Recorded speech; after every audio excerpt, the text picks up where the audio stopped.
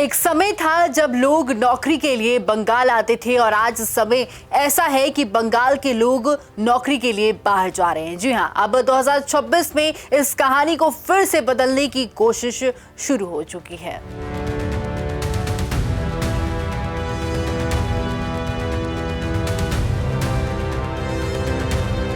नमस्कार, prime news देख रहे हैं आप। मैं हूं आपके साथ सिमी सोनिया। आज हम एक ऐसे राज्य की कहानी समझने जा रही हैं जो कभी पूरे भारत का इकोनॉमी हार्ट माना जाता था। जी हां, जहां लोग नौकरी की तलाश में आते थे, लेकिन वक्त के साथ तस्वीरें पूरी तरह से बदल गई और अब वही राज्य खुद नौकरी की तलाश में अपने लोगों को बाहर भेजने लगा। और आज पश्चिम बंगाल की राजनीति और रोजगार दोनों में एक बड़ा बदलाव हुआ है। एक नई सरकार बनी है और पहली बार राज्य की कमान भारतीय जनता पार्टी के हाथ में आई। शुभेंदु अधिकारी ने मुख्यमंत्री पद की शपथ ली है।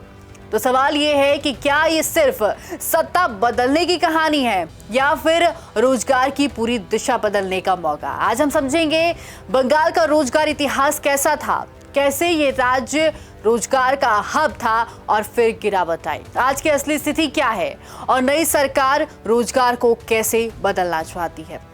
अगर हम पीछे जाए तो एक समय था जब कोलकाता और पूरी पश्चिम बंगाल देश का आर्थिक दिल हुआ करता था। ब्रिटिश काल में तो कोलकाता भारत की राजधानी भी था 1911 तक।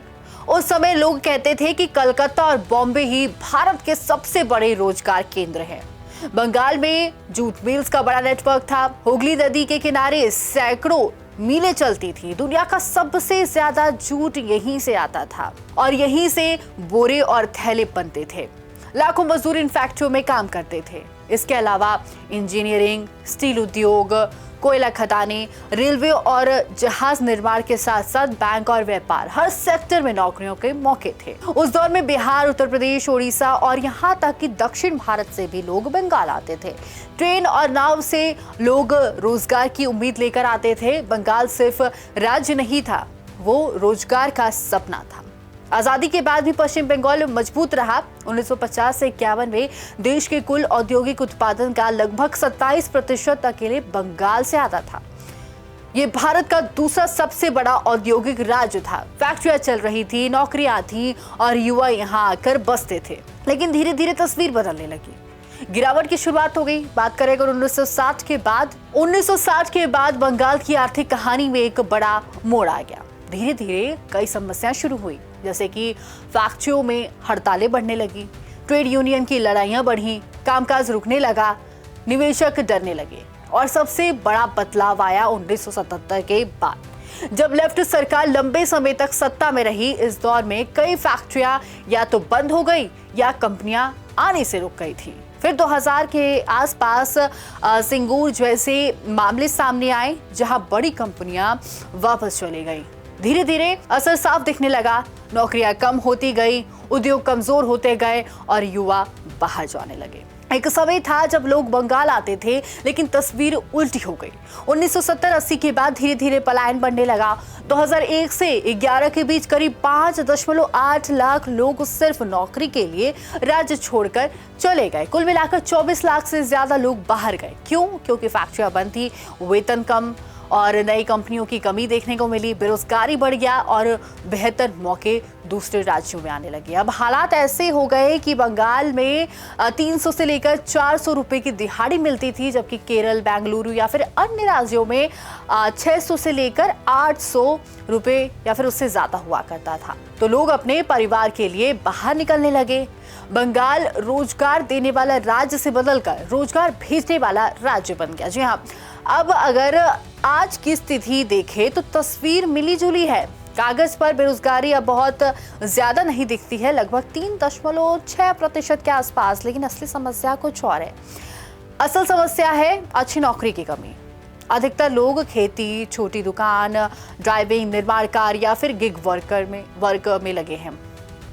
दूसरी, कम कमाई वाली नौकरियां काम है लेकिन आमदनी बहुत कम है। पढ़े लिखे युवाओं की भी समस्या है। ग्रेजुएट युवाओं में बेरोजगारी 20 से लेकर 30% तक मानी जाती है। पलायन जारी है। आज भी युवा केरल, बेंगलुरु, दिल्ली, मुंबई और गुजरात जा रहे हैं। इंडस्ट्री कमजोर हो चुकी है। मैन्युफैक्चरिंग अब केवल लगभग 18 से लेकर 20% तक ही सीमित है। अगर आसान भाषा में कहें तो काम है लेकिन अच्छा काम कम है, नौकरी है लेकिन स्थिर और ज्यादा कमाई वाली नौकरी कम है और इसी वजह से युवा बाहर जा रहे हैं। अब आते हैं आज के दिन पर। भारतीय जनता पार्टी ने राज्य में पहली बार सरकार बनाई और शुभेंदु अधिकारी ने मुख्यमंत्री पद की शपथ ली है। ये सिर्फ सत्ता परिवर्तन नहीं माना जा रहा है बल्कि इसे रोजगार की दिशा बदलने का मौका बताया जा रहा है। नई सरकार के सामने सबसे बड़ा मुद्दा रोजगार और पलायन को रोकना है। जी हाँ, नई सरकार के कई बड़े वादे हैं, उन पर नजर डालते हैं। 1 करोड़ रोजगार का लक्ष्य, 5 साल में नौकरियां और सेल्फ एम्प्लॉयमेंट मिलाकर। वहीं दूसरी बात करें बेरोजगार युवाओं को 3,000 रुपए प्रति महीने की सहायता। तीसरी बात परीक्षा तैयारी के लिए 15,000 रुपए की मदद। सरकारी नौकरियों में 33% महिलाओं को आरक्षण।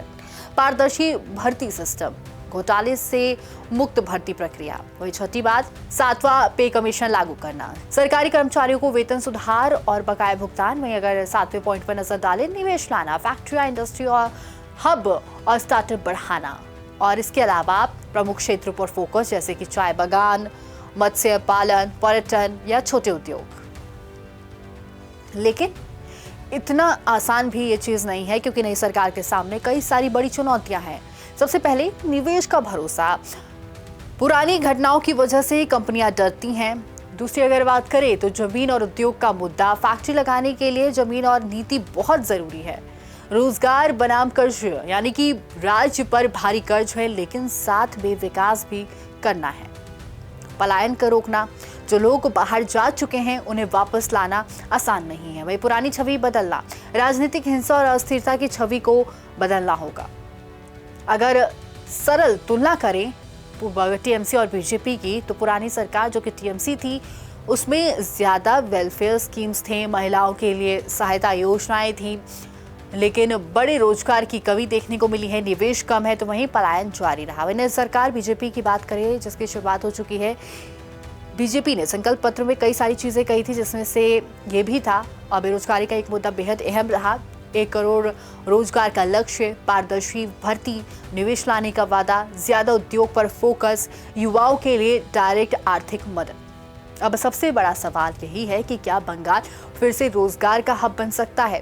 नई सरकार का दावा है कि अगर निवेश आया, फैक्ट्रियां खुली और रोजगार बढ़ा तो बंगाल फिर से अपनी पुरानी पहचान पा सकता है। लेकिन ये बदलाव तुरंत नहीं होगा, ये धीरे धीरे होगा, अगले कुछ सालों में। अगर पूरी कहानी को एक लाइन में समझें तो ये पिक्चर साफ है कि बंगाल कभी रोजगार का राजा था, फिर धीरे धीरे उद्योग और नौकरियों की कमी होने लगी और लोग बाहर जाने लगे। अब 2026 में नई सरकार को इसे फिर से बदलने की जिम्मेदारी मिली हुई है। अब असली सवाल ये है कि क्या ये बदलाव सिर्फ वादों तक रहेगा या फिर बंगाल सच में फिर से रोजगार की राजधानी बन पाएगा। इसका जवाब अगले कुछ साल तय करेंगे और वही बंगाल का भविष्य लिखेंगे। वहीं ऐसे तमाम बड़े अपडेट्स के लिए प्राइम न्यूज के डिजिटल प्लेटफॉर्म को जरूर फॉलो करें।